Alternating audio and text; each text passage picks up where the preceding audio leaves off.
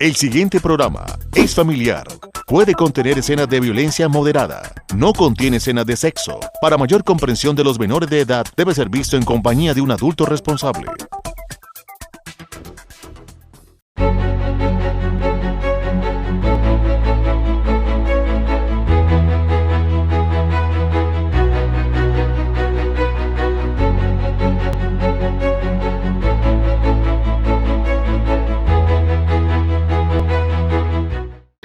Hola, historiadores de la historia.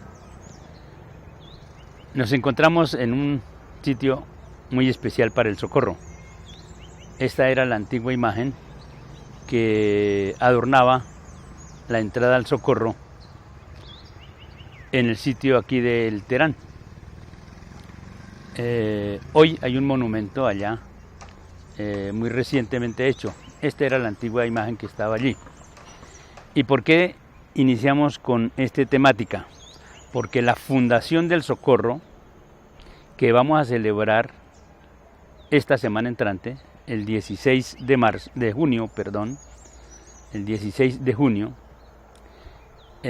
esa fundación del Socorro tiene un carácter profundamente religioso, católico.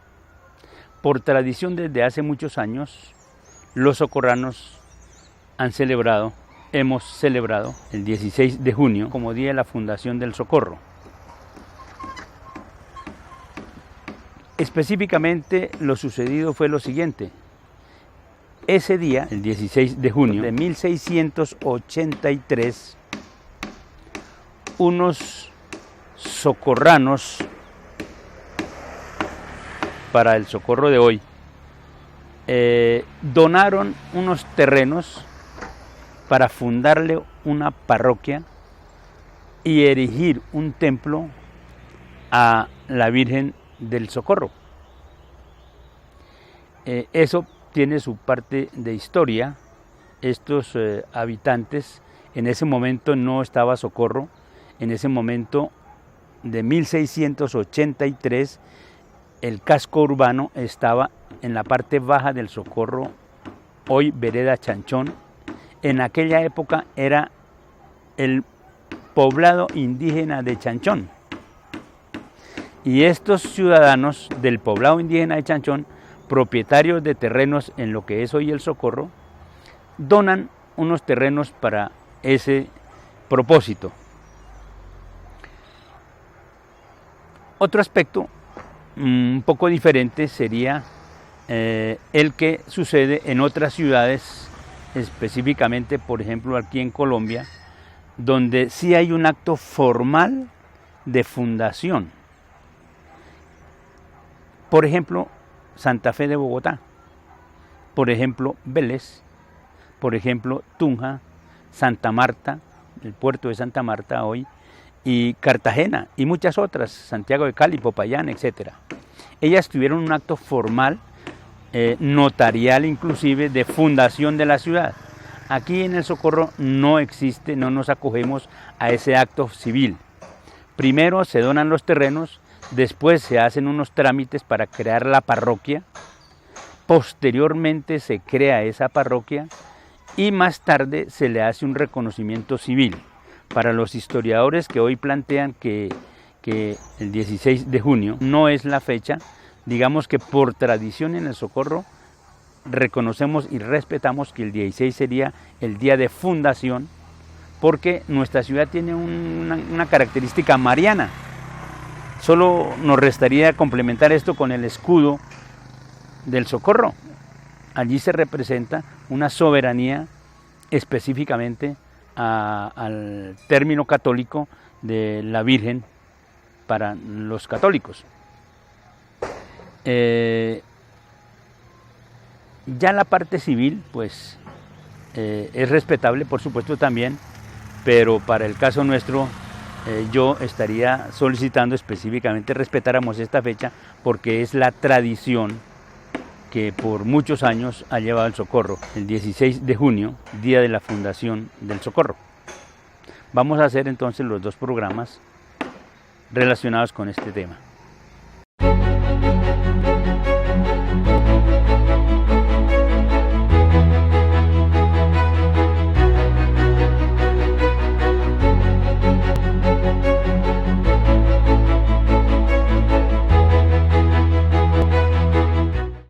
Fundación de ciudades es el tema que estamos desarrollando.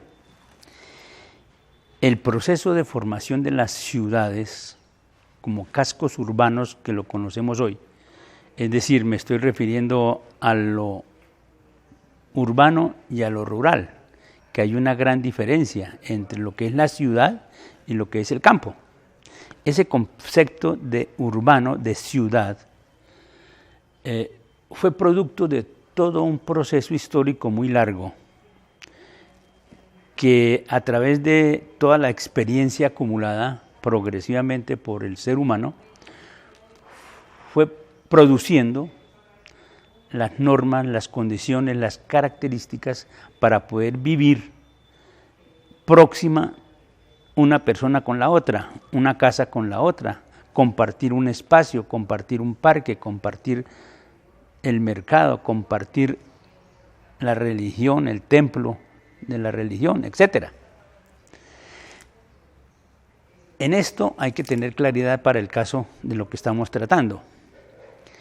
España, cuando llega a nuestra tierra, encuentra una situación totalmente distinta y traen una acumulación urbanística que implantaron, y a esos les llamaron ellos la fundación de ciudades. En la historia universal se conoce que algunas de esas más primitivas organizaciones de pueblos, de ciudades, estuvieron en el Medio Oriente principalmente, en lo que es la cuenca del Tigris y Éufrates, y por supuesto a lo largo del río Nilo. Aquí se crearon tal vez en muchos años atrás las primeras ciudades, y se habla de Ur de Caldea, se habla de Babilonia, se habla de Persia, y por supuesto en Egipto. Aquí estamos señalando el curso del río Nilo. En Egipto fue fundamental la organización de ciudades, como el caso de Alejandría, por ejemplo. Y alrededor de los conceptos religiosos desde esa época, pues la religión ha cumplido esa labor de formar cultura. Igualmente podríamos plantear que todo el proceso de formación de ciudades se dio en la historia universal. Para el caso más cercano a nosotros se da precisamente, hemos hablado ya de Atenas, de Grecia, de la civilización Grecia, la ciudad de Atenas. Por supuesto, después de Atenas habría que hablar de la ciudad de Roma. Y así sucesivamente, todo ese cúmulo de experiencias es la que va a recibir España, porque cuando deciden la expedición, Cristóbal Colón decide la expedición, allá en España ya había núcleos poblacionales como Sevilla, como Granada, etcétera, muchas otras ciudades ya formadas. Esas ciudades cumplían un doble papel que va a ser el que en América va a cumplir también. Ser la sede del gobierno, ser la sede administrativa, la sede política, a través de la cual y desde ella se dominan las regiones vecinas, los sectores inmediatos y por supuesto en ello la población de cada lugar.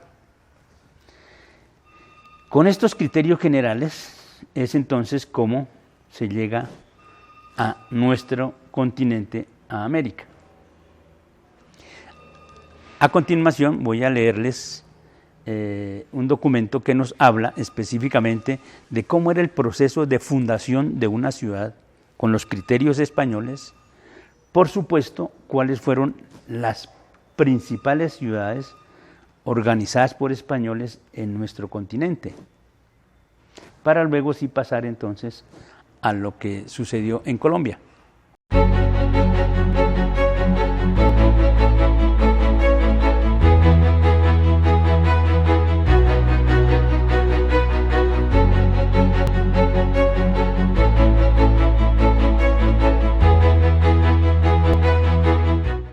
En este documento, en este libro, Historia de América, ya lo referenciamos en una sesión anterior, en la página 125, plantea el siguiente tema. La ciudad colonial fue el primer reflejo de Europa.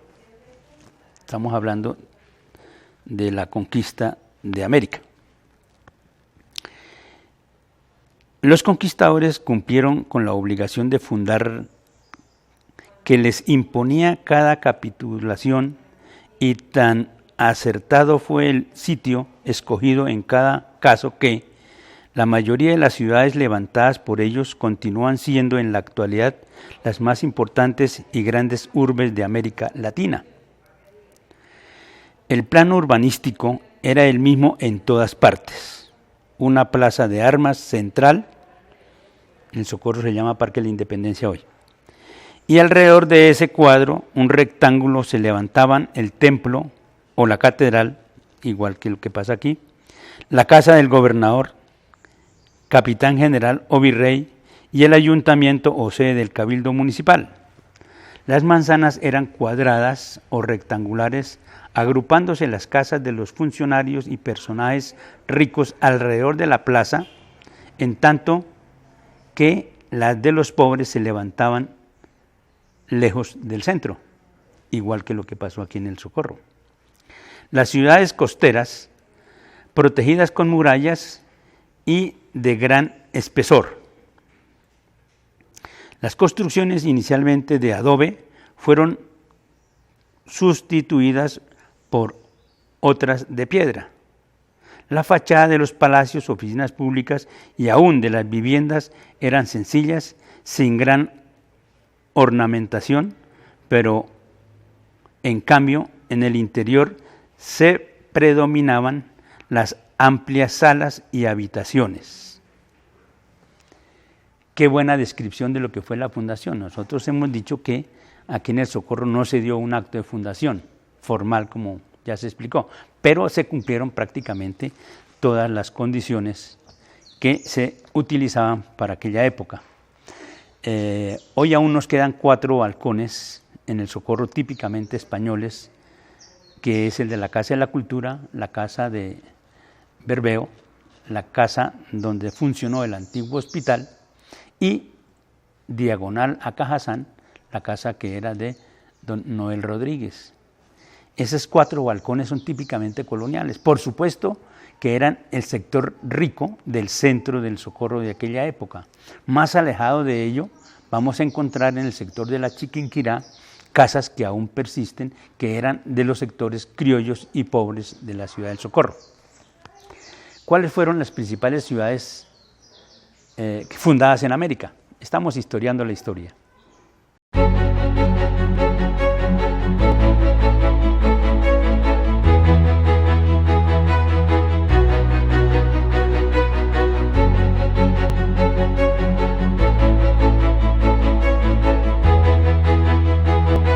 ¿Cuáles fueron por lo menos las 10 primeras fundaciones hechas por españoles en América?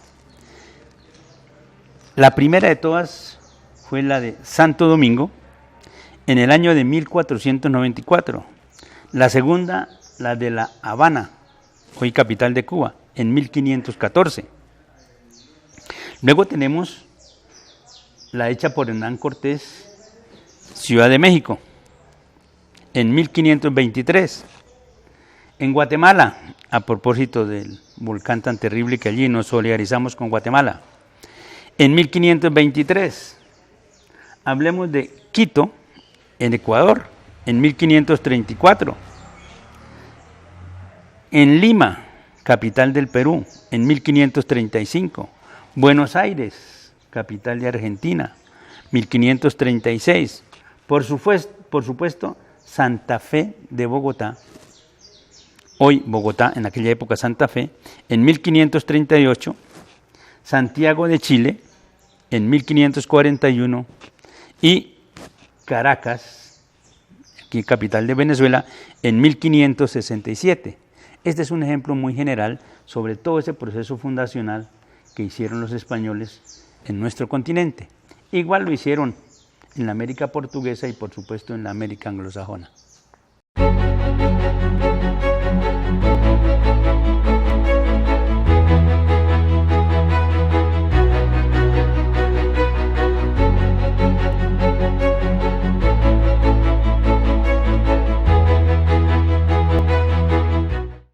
en el proceso que llevamos, entonces vamos a hablar de qué pasó en Colombia con por lo menos las primeras fundaciones que hicieron los españoles en nuestro país. Ya planteamos algo de que se fundaban las ciudades con unos criterios previamente establecidos por el rey y por leyes que expedía el Consejo de Indias, en la cual se determinaban unos criterios de organización que cumplían el doble papel de ser la sede de la administración civil, por supuesto, la sede de la religión católica. Es decir, se fundaba un lugar para el gobernador, para la alcaldía, y por supuesto, en ese mismo lugar se determinaba un sitio específico para construcción del templo católico. Estas dos autoridades, lo político y lo religioso, a lo largo de todo el proceso colonial, estuvieron íntimamente relacionadas y cada una cumplía un papel específico y se soportaban y apoyaban la una con la otra.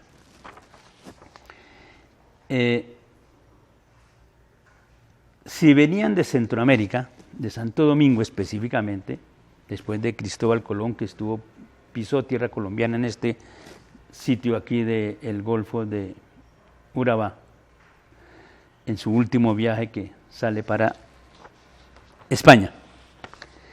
El recorrido fue frecuente de los primeros descubridores y conquistadores. De esta manera, en el proceso fundacional hay dos momentos. Las dos primeras ciudades que se fundan en Colombia se llamó la primera San Sebastián de Urabá. Estaba exactamente localizada en este punto. Fundada por Alonso de Ojeda en el año de 1509. Recordemos que el descubrimiento de América fue el 12 de octubre de 1492, es decir, a los pocos años ya se intentaba hacer una fundación de un pueblo español en América, y particularmente en Colombia en este caso. La segunda es Santa María la Antigua del Darién, exactamente ubicada en el otro costado del Golfo de Urabá, en el año de 1510, fundada por Vasco Núñez de Balboa. Estas dos fundaciones iniciales, por sentirse agredidos los aborígenes desde un principio, ya lo hemos explicado en varias oportunidades, ese poderío español que llegó arrebatando, etc. Estas dos primeras ciudades fueron destruidas casi que inmediatamente después de la fundación, pero se tienen, por supuesto, como punto de referencia en el sentido de que fueron las primeras fundadas en Colombia. De las ciudades existentes hoy, a eso es que nos vamos a referir y vamos a enumerar y vamos a encontrar, y llamo de una vez la atención, vamos a encontrar en estas primeras 19 ciudades en Colombia, vamos a encontrar 3 que pertenecen a Santander. Qué buena inquietud esa. Para 1521 se funda la ciudad de Santa Marta, hoy la conocemos como el puerto de Santa Marta, que es la más antigua de todas las ciudades que actualmente están en Colombia, Santa Marta. La segunda es la ciudad de Cartagena, fundada en 1533. Y así sucesivamente. Entonces vamos a hablar que después de estas dos iniciales vamos a tener la fundación de Tolú en 1535, la de Cali para 1536, luego Popayán 1536, por supuesto Pasto 1536, Timaná en 1537, y tenemos que referirnos entonces en este momento a la fundación de la capital de la República de Colombia hoy, Santa Fe. La ciudad de Santa Fe fue fundada en el año de 1538. Después de la fundación de Bogotá, encontramos, por supuesto, entonces ya en nuestro departamento la ciudad de Vélez, Santander, fundada en 1539, luego Tunja en 1539, Neiva 1539, Cartago 1539, Antioquia 1539, la segunda en Santander, Málaga, la ciudad de Málaga, en 1542. Es también igualmente antigua. Vélez, por supuesto, es la más antigua en Santander y le sigue Málaga. En el siguiente puesto estaría el pueblo indígena de Chanchón. Este tema tal vez es muy desconocido por la historiografía más reciente de Colombia. Pareciera ser que se cumple aquel adagio de los españoles de hacer tierra rasa con todo lo que fuera de carácter aborigen. Pues sí, reconocemos que la fundación del Socorro, donde está hoy, fue el 16 de junio de 1683, pero para 1538, en el sitio que hoy ocupa la vereda de Chanchón, específicamente en donde el padre Guillermo Suárez organizó una capilla católica religiosa en honor al pueblo indígena de Chanchón. Allí funcionó por primera vez un casco urbano con todas las de la ley, digámoslo así. Había una sede de gobierno, había por supuesto un templo católico muy importante. Ya en el próximo programa nos vamos a referir específicamente a qué sucedió con ese poblado indígena de Chanchón. Luego tenemos en Pamplona, ya es norte de Santander, para 1549, Mariquita 1549, La Plata 1549, Ibagué 1550 y en fin, ya todo el resto del proceso que se da en nuestro país en aquella época sería denominado, para el momento de las fundaciones, eran como capitanías, eran como gobernaciones. Posteriormente se le va a recibir nuestro territorio el nombre de Virreinato de la Nueva Granada, con sus dos capitanías generales, que hemos siempre hablado, la de Venezuela con capital en Caracas y la de Quito de Ecuador con capital en Quito. ¿Qué trajeron los españoles específicamente? Es el tema que voy a tratar a continuación. ¿Qué trajeron los españoles en el concepto urbanístico cuando se funda la ciudad de Socorro el 16 de junio de 1683? Cuando llegaron los primeros españoles a nuestra tierra, a la Confederación Chibcha, que hemos hablado en un programa anterior, ¿qué encontraron ellos en el sentido urbanístico? Qué importante, porque no es para nada igual a lo que trajeron los españoles, a lo que tenían aquí en nuestro medio nuestros aborígenes chibchas y particularmente nuestros guanes con nuestro cacique Chanchón y demás.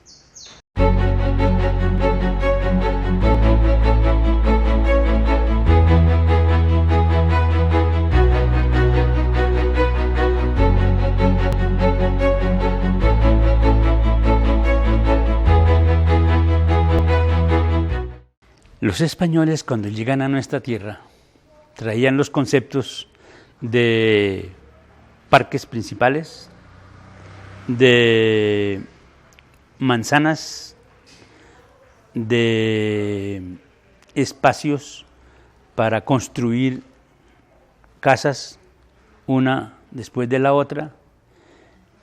Trajeron el concepto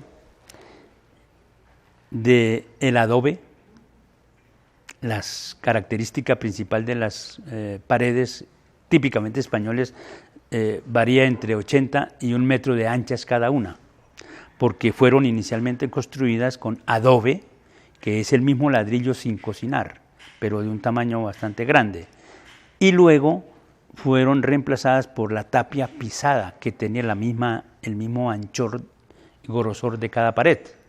Por supuesto puertas, por supuesto ventanas, un techo en doble agua para separar las lluvias y que recoja el agua al lado y lado. Por supuesto el concepto de la teja, se habla de la teja española, esa teja de barro cocido que todavía utilizamos en nuestro medio, etcétera. Los balcones, las casas de 2 pisos, balcones, etcétera. Eso vamos a tratar de documentarlo un poco más adelante cuando hablemos de la Fundación del Socorro, entonces, propiamente. Me queda un espacio para plantear la idea de qué tenían nuestros aborígenes en ese concepto cuando llegaron los españoles. No hay ni una foto, porque en ese momento no habían fotos.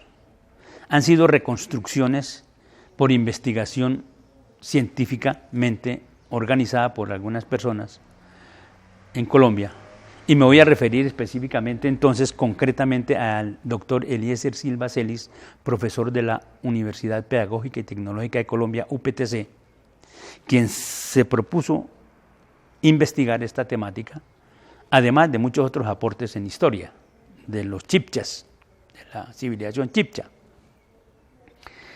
Por su investigación, él logró reconstruir el Templo al Sol en Sogamoso, aquí en Boyacá. Era una construcción absolutamente enorme, hecha con maderas muy gruesas, muy altas, con algunos 2 o 3 accesos a su interior. Internamente, el Templo al Sol estaba adornado de láminas y de objetos de oro que nuestros aborígenes entregaban en su concepto religioso. Ya dijimos, ellos no tenían concepto económico del oro, no tenían valor económico, era un valor religioso. Esta hermosura de templo, en su parte superior estaba cubierta por paja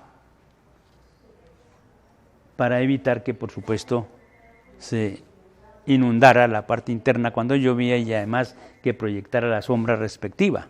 No había la teja de barro. Esta era la forma que tenía ese monumento tan grande a la arquitectura aborigen. Esta es una foto tomada actualmente de la situación exacta del Templo al Sol en Sogamoso. Este templo fue saqueado por los españoles, su oro robado y fue incendiado en aquella época. Desapareció. Esta es una reconstrucción con las características que ya dijimos.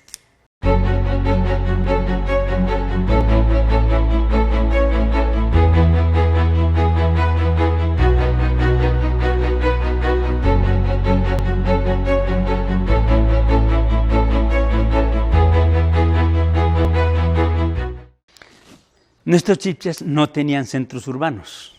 Ellos estaban esparcidos en su espacio geográfico, aproximadamente de la siguiente manera.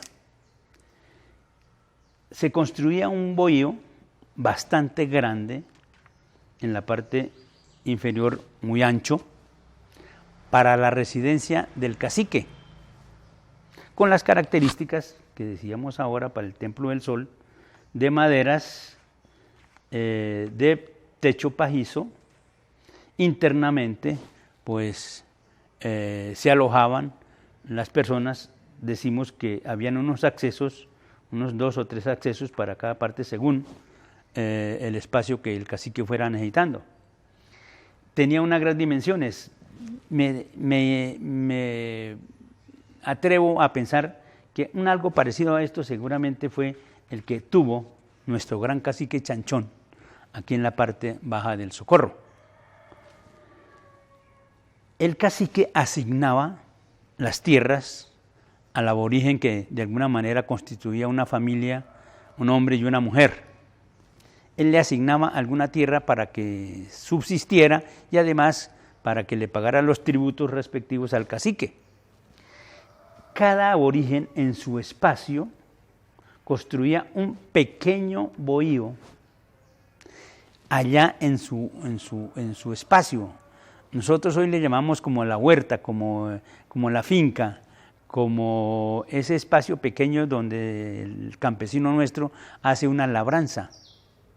Eso fue costumbre, creo que todavía en algunas partes de Santander existe la costumbre de que donde hay una labranza siempre construyen un rancho o bohío, que lo acostumbran para darse sombra y para controlar la producción y etcétera. En aquella época era el lugar de vivienda de cada una de las familias que componían ese grupo aborigen. Imaginémonos simplemente nuestro espacio de nuestro Socorro rodeado por todas estas circunstancias habitacionales para nuestros aborígenes. No había casco urbano. Ese concepto lo trajeron entonces los españoles cuando llegaron a nuestra tierra.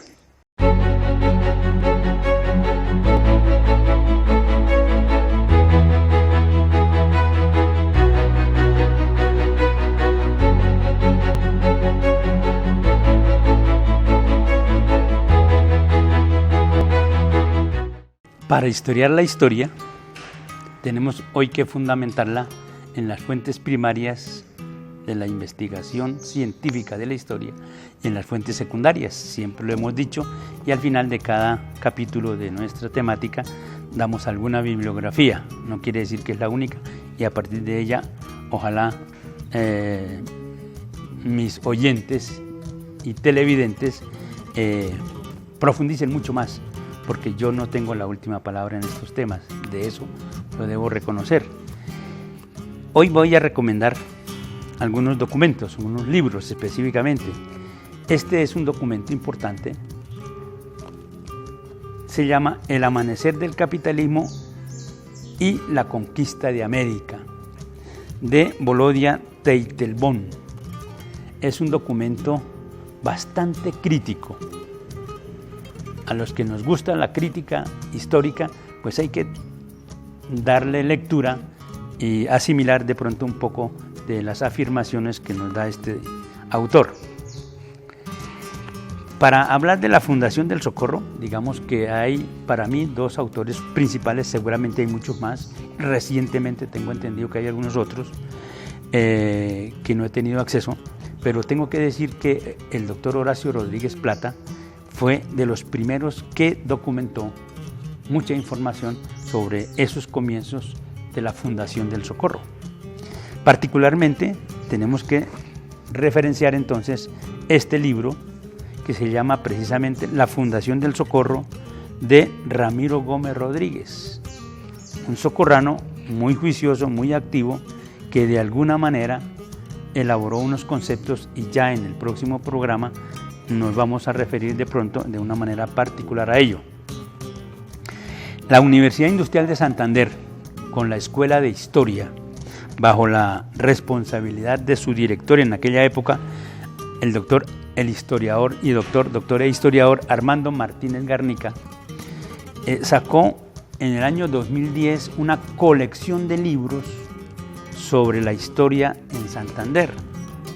Son como unos 15 libros. Yo tuve la oportunidad de comprarlos, de adquirirlos para mi biblioteca.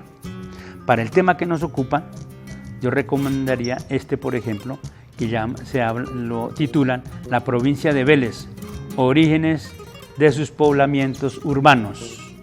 Por supuesto, tenemos que ver mucho con la fundación de Vélez, porque de allí partió nuestro Martín Galeano y después los demás conquistadores que van a fundar el pueblo indígena de Chanchón y demás. Este es particularmente importante. Se llama La provincia de los comuneros, orígenes de sus poblamientos urbanos. Este es un documento que para mí tiene igual importancia para que podamos asimilar esos conceptos sobre la Fundación del Socorro, que vamos a celebrar con mucho honor y tranquilidad y civilidad y patriotismo el próximo 16 de junio, la semana entrante. El tema que nos queda pendiente para el próximo programa y que coincide con la Fundación del Socorro es precisamente cuál fue la historia de los dos cascos urbanos que en el perímetro de Socorro de hoy hubo. En primer lugar, el poblado indígena de Chanchón Y en segundo lugar, el proceso de fundación del socorro en el sitio, en el lugar que ocupa hoy.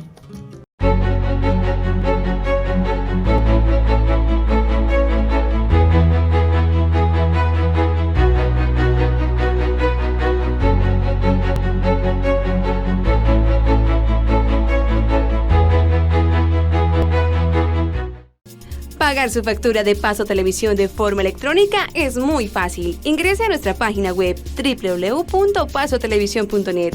Haga clic en el botón Pagar. Registre en la casilla de pago el número de su factura de venta electrónica ubicada en la parte superior izquierda de su factura. Elija el banco, siga los pasos y listo. Así de fácil es pagar nuestros servicios de forma virtual.